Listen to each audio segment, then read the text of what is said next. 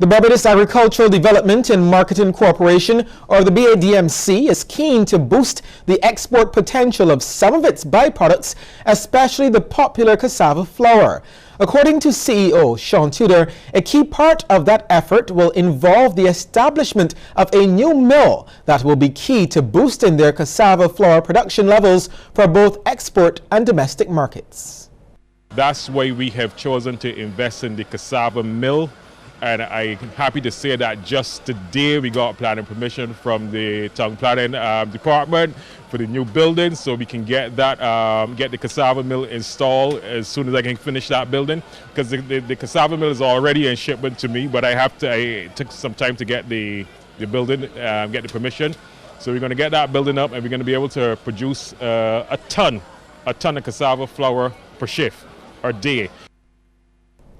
Mr. Tudor adds that they are hoping to get the mill up and running by October this year. With that, we can produce a lot more of the cassava, the sorbets that are just in such high demand. And we'll also be able to make the flour available to other agripreneurs who are doing innovative products, who want to be into pasta or other innovations that they have developed. They will then be able to get the cassava flour from us, because we'll be able to bring our costs down significantly with the cassava mill. And it's at that stage now where we can talk about exporting, when we have that volume going with the cassava mill later on down in the year. Now that Fund Access has received the first tranche of money from the $50 million fund set up to assist small businesses, Minister of Industry, International Business, Commerce and Small Business Development Donald Innes has made it clear that the second tranche will only be released after a completed review. Not when the $10 million is gone, but I've asked certain for reports to be provided every quarter so we can monitor. Because at the same time, we want to strengthen the organization. Fund Access must be able to adequately and efficiently service the micro, small and medium enterprise sector long after I'm no longer in politics, which may be 20 years from now, I hope.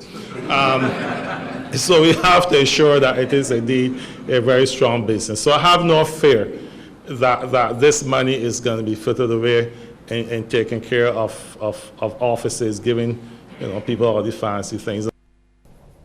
Mr. Innes says Fund Access has a principal developmental role to play and should not be viewed as a commercial bank. That is why it cannot lend to every sector or to everyone that comes before it. There's some individuals and entities that have approached Fund Access that they may simply have to be bold and say you're better suited for the commercial bank. We have to set our priorities, our national priorities, and the priorities within the sectors which ones we go. How is it going to differ going forward than it is currently? Fund Access right now is very restricted in terms of the interest rate that it charges, because of the original financiers and state would have imposed on it that level of restriction. I'm seeking to remove that restriction so they can have greater flexibility in the interest rates that they charge. Time now to take a look at how stocks traded here and across the region.